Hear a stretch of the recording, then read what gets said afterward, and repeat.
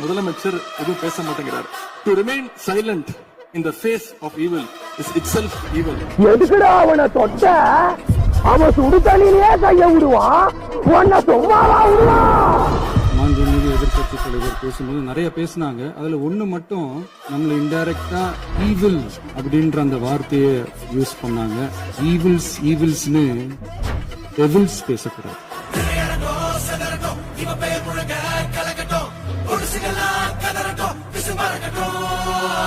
கடந்த 4 நாட்களாக திராவிட முன்னேற்ற கழகம் முதலமைச்சர் ஏன் பேசலன்னு சொல்லிட்டே இருந்தாங்க.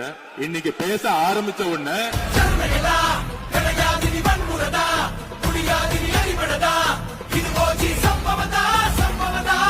இப்பவும் சொல்றேன், மக்கள் பணத்துல இருந்து ஒரு பைசா கூட தொடமாட்டோம், தொடவும் விடமாட்டோம், தொட்டா விடமாட்டோம், இதுக்கு முன்னாடி தொட்டவங்களையும் விடமாட்டோம்.